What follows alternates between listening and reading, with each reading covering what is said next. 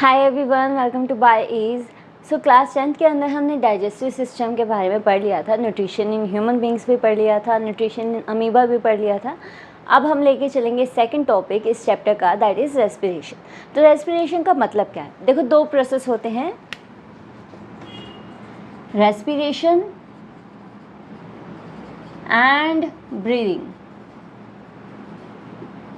Respiration का मतलब क्या है? रेस्पिरेशन का मतलब है गैसेस का एक्सचेंज होना और फूड का ब्रेकडाउन होना किसके अंदर? एनर्जी के अंदर। ये जो दोनों प्रोसेस हैं वो इंक्लूडेड होते हैं रेस्पिरेशन में। पर ब्रीदिंग का नाम क्या है? ब्रीदिंग का मतलब है कि CO2 एंड O2 का एक्सचेंज होना, that is called breathing. Breathing क्या है? हम सांस लेते हैं, सांस छोड़ते हैं, वो है ब्रीदिंग। बट हम सांस लेते हैं, उसके साथ क्या ले रहे हैं? ऑक्सीजन ले रहे हैं। ऑक्सीजन क्या करेगी? फूड का ब्रेकडाउन करवाएगी किसके अंदर? एनर्जी के अंदर। ओके, तो ये जो प्रोसेस है breakdown of food, that is called respiration. अब रेस्पिरेशन है हर ऑर्गेनिज्म के अंदर डिफरेंट होता है। जैसे we can take an example of fish. Fishes के अंदर जो रेस्पिरेशन होता है वो होता है with the help of gills. Gills की हेल्प से कैसे? जैसे एक फिश है, फिश के पास ओपर्कुलम प्रेजेंट होते हैं। ये जो ओपर्कुलम है, इनका काम क्या होता है? देखो, फिश है, माउथ की हेल्प से क्या लेगी? वाटर को अपने बॉडी के इनसाइड लेगी। अब वाटर उसकी बॉडी के इनसाइड आया तो वहाँ पर प्रेजेंट होते हैं ऑर्गन्स जो क्या करते हैं? O2 को एक्सट्रैक्ट करते हैं किससे? वाटर से। ओके, तो यहाँ पर क्या होगा?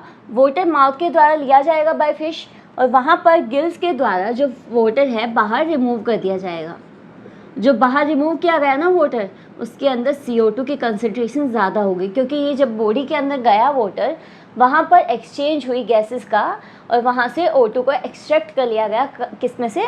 वाटर में से। ओके, तो गिल्स है फिशेस के अंदर होता है। फ्रॉग्स के अंदर कैसे होता है? फ्रॉग्स की जो स्किन है मॉइस्ट स्किन होती है, या फिर अर्थवॉर्म हम ले लें, तो इनके पास क्या होता है? इनके पास भी मॉइस्ट स्किन होती है। मॉइस्ट स्किन की वजह से क्या होता है? बाहर से जो एनवायरनमेंट के अंदर ऑक्सीजन प्रेजेंट है वो with the help of simple diffusion exchange हो जाती है। ठीक है, तो यहाँ पर ऐसे इनके अंदर रेस्पिरेशन होता है। ह्यूमन बींग्स के अंदर रेस्पिरेशन कैसे होता है? यहाँ पर होता है लंग्स की हेल्प से रेस्पिरेशन। तो इस वजह से इसको हम कह देते हैं पल्मोनरी रेस्पिरेशन।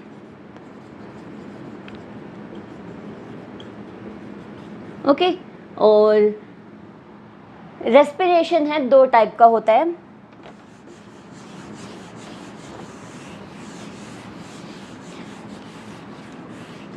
दो टाइप का किस बेसिस पे? कि इसके अंदर ऑक्सीजन प्रेजेंट होगी रेस्पिरेशन में या नहीं होगी। अगर ऑक्सीजन प्रेजेंट होगी then we call it as aerobic respiration, and अगर ऑक्सीजन एब्सेंट होगी रेस्पिरेशन में then we call it as anaerobic respiration. अब एरोबिक रेस्पिरेशन में क्या होगा? देखो, सिंपल सी बात है, दोनों के अंदर ही ग्लूकोज का ब्रेकडाउन होता है। ग्लूकोज का ब्रेकडाउन किसके अंदर होगा? एक 3 कार्बन कंपाउंड होता है, that is called pyruvate. Pyruvate के अंदर ग्लूकोज का ब्रेकडाउन होगा, और यहाँ पर एक पाथवे होता है। किसके? कौन सा पाथवे? ग्लाइकोलिसिस।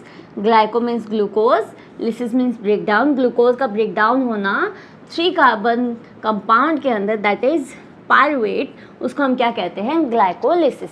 एक पाथवे होता है जिसके थ्रू ग्लूकोज है पायरुवेट के अंदर ब्रेकडाउन होता है। तो ये जो पाथवे है वो हर ऑर्गेनिज्म के अंदर सेम मिलता है, क्योंकि यहाँ पर ऑक्सीजन की रिक्वायरमेंट नहीं होती for breakdown of pyruvate. Okay, for breakdown of glucose oxygen की रिक्वायरमेंट नहीं होती। तो ये कॉमन पाथवे है अनएरोबिक और एरोबिक ऑर्गेनिजम्स के अंदर। यहाँ पर क्या होगा? अब एरोबिक के अंदर पायरुवेट में जो पायरुवेट है वो ब्रेकडाउन होगा CO2 में प्लस H2O प्लस एनर्जी। अब एनर्जी क्या है? 38 ATP। 38 ATP की फॉर्मेशन होगी किसके अंदर? एरोबिक रेस्पिरेशन में। और जो ये प्रोसेस है that is called Krebs cycle. Okay, तो ये प्रोसेस क्रैब साइकिल की हेल्प से होगा। तो ये कहाँ पर एरोबिक रेस्पिरेशन? ग्लाइकोलिसिस होता है इसके अंदर एंड क्रैब साइकिल प्रेजेंट होती है, ठीक है। ग्लूकोज है वो क्या होता है 3 कार्बन कंपाउंड के अंदर ब्रेक डाउन होता है, दैट इज कॉल्ड पायरुवेट, और पायरुवेट है फर्दर CO2 H2 और एनर्जी के अंदर ब्रेक डाउन हो जाता है। तो ये क्या था, एक एरोबिक रेस्पिरेशन। अब लेते हैं हम अनएरोबिक रेस्पिरेशन। अब देखो मैंने क्या बताया, ग्लूकोज से पायरुवेट की फॉर्मेशन है वो कॉमन होती है हर ऑर्गेनिज्म के अंदर, और यहाँ पर ऑक्सीजन प्रेजेंट होगा, ओके। और अगर ऑक्सीजन एब्सेंट है किसी ऑर्गेनिज्म में तो क्या होगा, यहाँ पर पायरुवेट है ब्रेक डाउन हो जाएगा। अगर वो मसल सेल्स के अंदर प्रेजेंट है, ह्यूमन की मसल्स के अंदर, तो वो ब्रेक डाउन होगा लैक्टिक एसिड में प्लस 2 ATP। तो ये लैक्टिक एसिड है, इसकी फॉर्मेशन शुरू हो जाएगी मसल्स के अंदर। कब होगी, जब मसल्स सिर्फ विग्रस एक्सरसाइज करती हैं तो क्या होता है, वहाँ पर पायरुवेट है CO2 में कन्वर्ट ना होके वो ब्रेक डाउन हो जाता है लैक्टिक एसिड में। क्यों, क्योंकि देखो अगर मसल सेल्स के अंदर मान लो एक specific amount of oxygen present है, उसने विग्रस एक्सरसाइज की, विग्रस एक्सरसाइज करने के बाद क्या होगा, जो मसल्स है रेस्पिरेशन करेंगी, रेस्पिरेशन करने में क्या होगा, ग्लूकोज है उसका यूज़ होगा और CO2 की फॉर्मेशन होगी। जब O2 प्रेजेंट थी तब की बात है ये।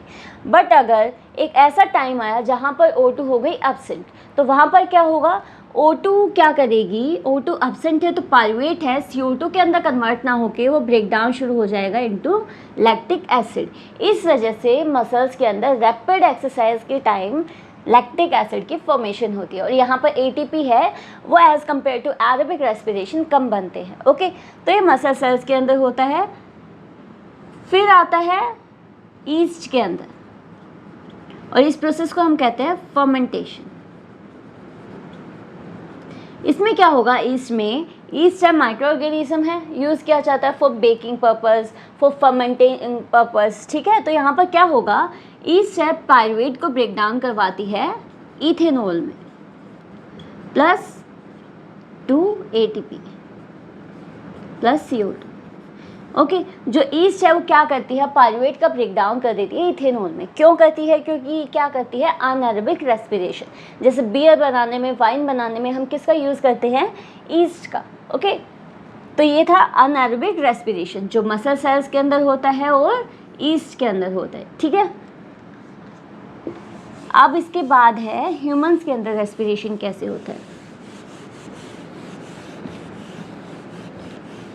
रेस्पिरेशन है ज़्यादा डिफ़िकल्ट नहीं है, इजी है। अगर तुम प्रैक्टिकल सोच के चलोगे तो आप लोगों को क्लियर हो जाएगा।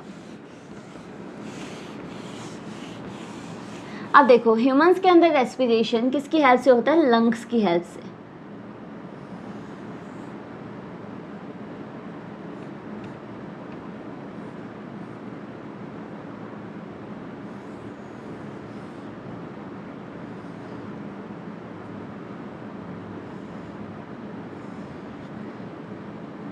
ह्यूमन के पास one pair of lung present होते हैं, one is called right lung and second one is left lung. और यहाँ पर जो लेफ्ट लंग है वो शॉर्ट होता है क्योंकि यहाँ पर क्या प्रेजेंट होता है, हार्ट, ओके। यहाँ पर हार्ट प्रेजेंट होता है, इस वजह से लेफ्ट लंग है उसकी साइज है स्मॉल होता है, ओके। और यहाँ पर क्या होगा, देखो सिंपल पाथवे है रेस्पिरेशन का। क्या पाथवे है, सबसे पहले जो नेज़ल ओपनिंग, जो एयर है वो कहाँ जाएगी, नोज़ की opening, that is called as nasal opening, इसके थ्रू एंटर करेगी हमारी बॉडी में।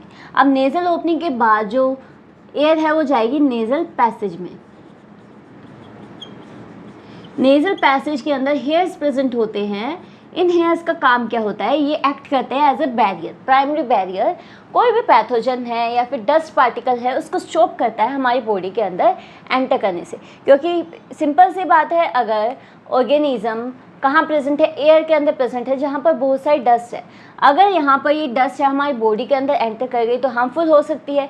तो यहाँ पर क्या होगा, नेज़ल पैसेज के अंदर हेयर्स प्रेजेंट होता है to prevent entry of dust in our body, okay. तो नेज़ल पैसेज के बाद जो एयर है वो कहाँ जाएगी, वो जाएगी नेज़ोफैरिंक्स में, ओके। नेज़ोफैरिंक्स क्या होता है, नोज और फैरिंक्स की जो ओपनिंग है that is called nasal pharynx, उसके बाद जो एयर है वो कहाँ जाएगी, वो जाएगी ट्रैकिया में।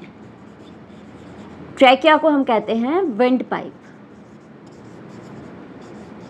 क्योंकि इसके थ्रू विंड है वो कहाँ जाएगी, लंग्स के अंदर जाती है। ओके, तो ट्रैकिया के अंदर रिंग्स प्रेजेंट होती हैं, these are called cartilaginous rings. जो ये रिंग्स है वो किसकी बनी होती है, कार्टिलेज की बनी होती हैं, और ये पूरा सराउंड नहीं करती ट्रैकिया को, ये सिर्फ आगे आगे प्रेजेंट होती हैं। 9 to 12 इन नंबर्स होती है कार्टिलेज रिंग्स। और यहाँ पर इनका काम क्या होता है, जैसे देखो ट्रैकिया है, एक पाइप है, वो सॉफ्ट टिश्यू है, उसका कोलैप्सिंग ना हो जाए, उसको सीधे खड़ा रखने के लिए क्या प्रेजेंट होता है, कार्टिलेज रिंग। ये इसको सपोर्ट करती है, ट्रैकिया को मैकेनिकल सपोर्ट प्रोवाइड करती है, ताकि ट्रैकिया है वैसी की वैसी रहे, जब एयर आए या एयर बाहर छोड़ी जाए तो उसकी कोलैप्सिंग ना हो। ठीक है, अब ट्रैकिया है वो ब्रेक हो जाती है 2 पार्ट्स के अंदर, दैट इज कॉल्ड ब्रोंकिया। और ये ब्रोंकिया कहाँ करती है, एंटर करती है लंग्स के अंदर। अब लंग्स के अंदर ब्रोंकिया फर्दर डिवाइड हो जाती है ब्रोंक्यूल्स के अंदर। ब्रोंक्यूल्स फर्दर डिवाइड होते हैं प्राइमरी ब्रोंक्यूल के अंदर, सेकेंडरी ब्रोंक्यूल के अंदर एंड टर्शियरी ब्रोंक्यूल में। अब टर्शियरी ब्रोंक्यूल में ब्रेक डाउन होने के बाद, टूटने के बाद यहाँ पर क्या होगा, टर्शियरी ब्रोंक्यूल के बाद आता है एल्वोलाई। एल्वोलाई क्या है, देखो एक बैग लाइक स्ट्रक्चर है, एक सैक लाइक स्ट्रक्चर जो मिलियंस के अमाउंट में हमारे लंग्स में प्रेजेंट होती है। इनका काम क्या है, बैलून लाइक स्ट्रक्चर है, इनका काम है एक्सचेंज करवाना गैसेस का एंड ऑक्सीजन का, exchange of oxygen and CO2। अब कैसे एक्सचेंज करवाती हैं,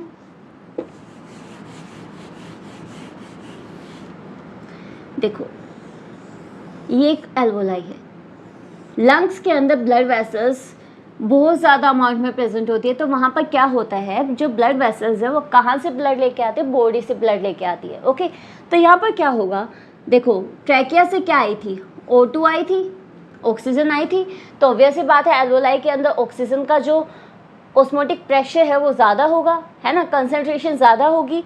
और जो ब्लड वेसल्स ब्लड लेके आ रही थी बॉडी से, यहाँ पर O2 की कंसंट्रेशन कम होगी और CO2 की ज़्यादा होगी।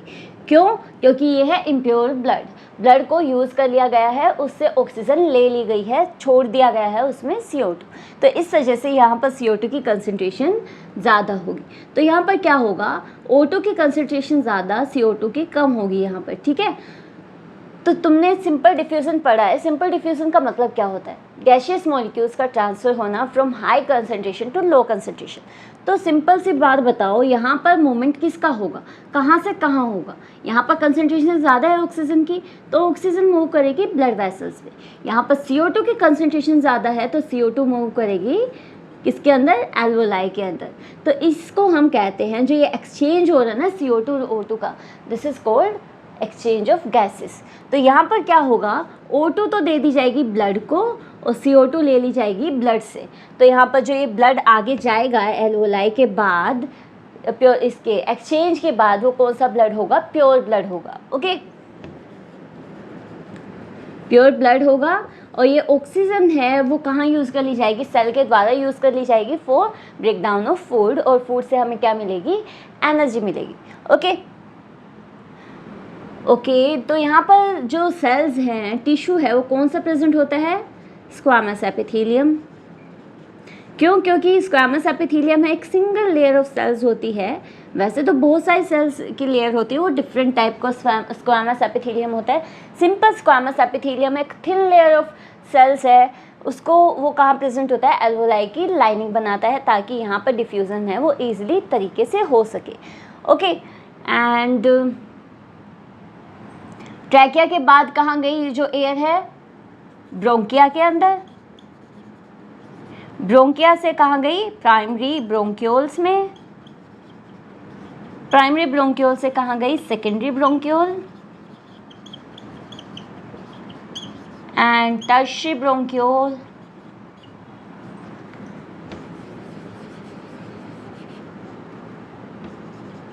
टर्शियरी ब्रोंक्यूल के बाद कहाँ गई, एल्वोलाई में। और एल्वोलाई के अंदर हुआ O2 and CO2 exchange. Okay, तो यहाँ पर हमारा जो ये टॉपिक है रेस्पिरेशन का वो ख़त्म होता है। नेक्स्ट हम लेके चलेंगे ट्रांसपोर्ट इन ऑर्गेनिजम्स। ओके, और अगर आपको कुछ भी टॉपिक समझ में ना आए, इसमें कोई भी क्वेश्चन रह जाए, तो आप प्लीज़ कमेंट सेक्शन के अंदर पूछ लेना। Okay, thank you.